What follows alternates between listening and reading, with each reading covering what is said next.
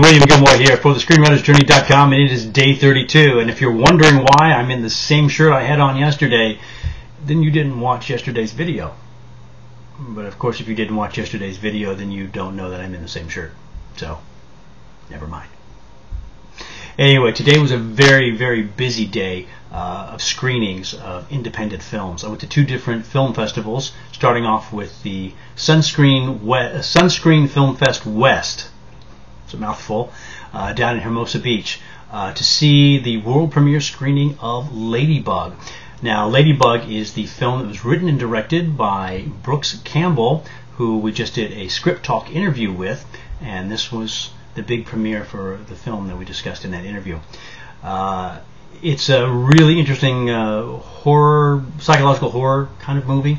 It's two people, a man and a woman, who are sort of trapped on a boat out in the ocean. He's a serial killer and she's a drug addict, someone with some severe substance abuse problems, trying to get to San Diego to reunite with her kids.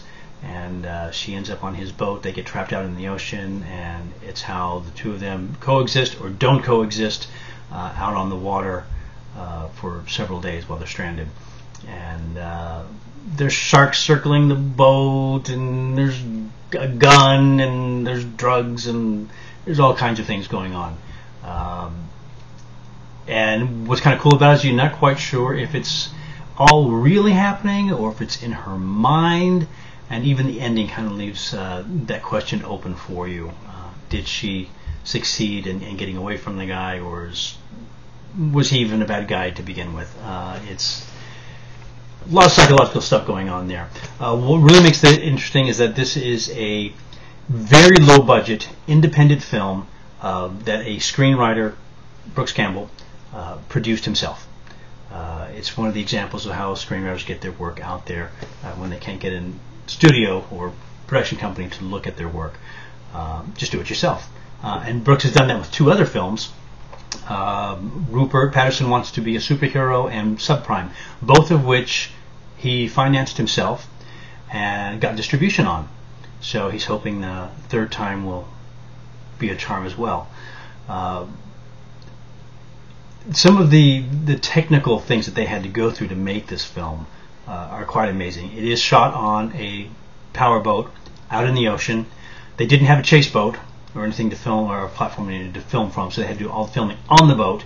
So it's the entire crew and the actors on the boat, spinning around in the ocean, dealing with whatever Mother Nature sends at them.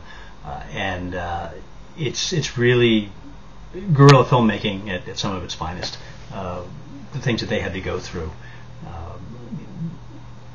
Hearing their stories about how the camera crews were all hanging off the side of the boat, holding on, with one hand on a rope and the other hand on the camera, or the sound guy, hanging off the side of the boat in the water, to capture the sound.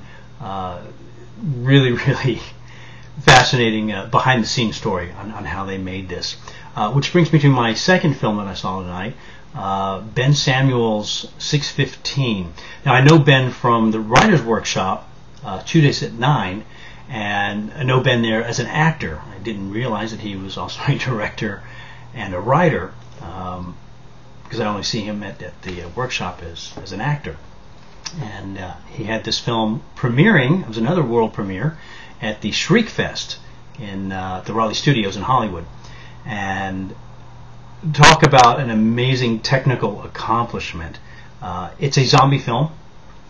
And I'm not crazy about zombie films at this point because there's so many of them, and and the zombies are running and they're eating everybody, and it's getting a little tired.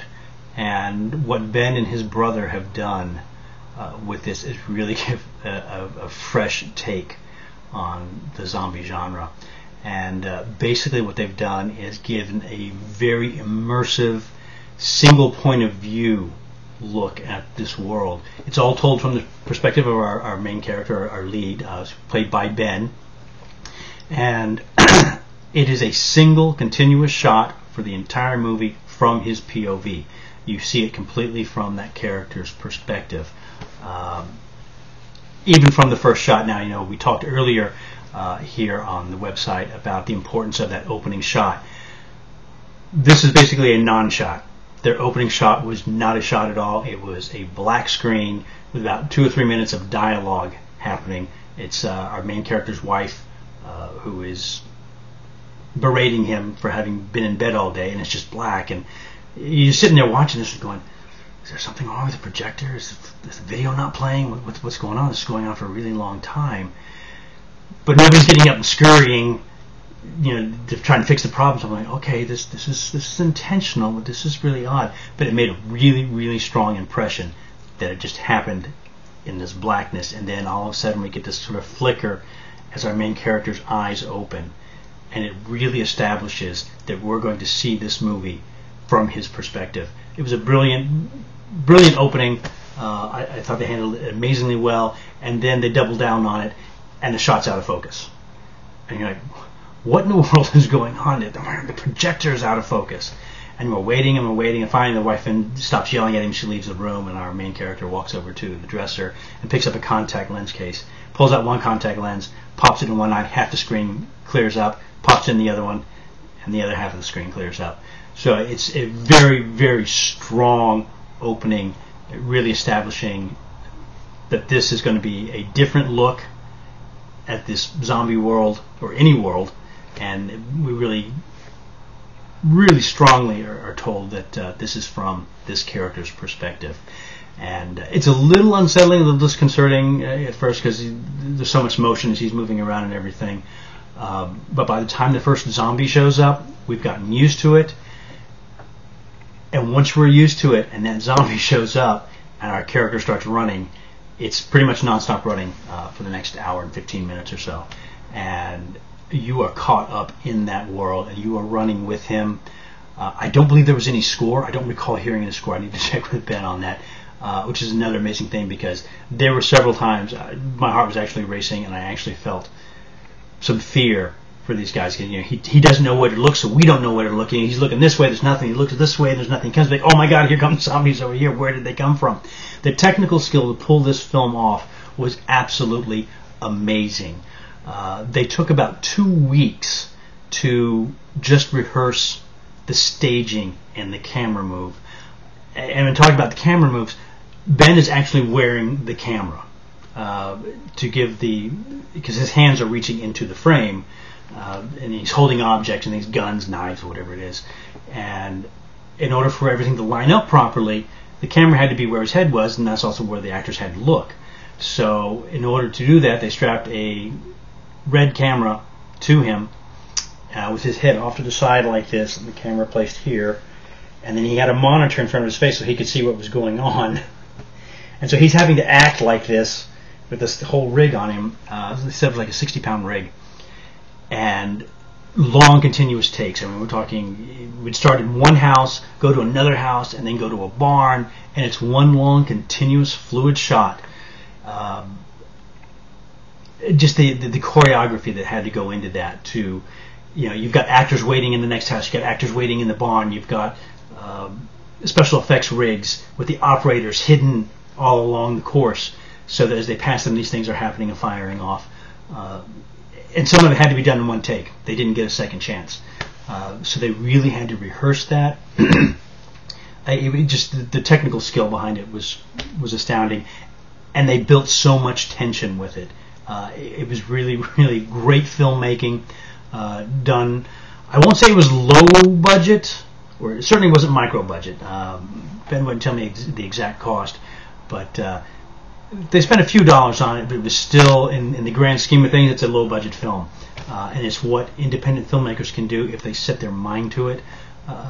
It was just amazingly well done. I cannot imagine that this film is not going to get some heat and attract the attention of distributors. So 6:15 is the name of it. It's a single shot POV zombie apocalypse film.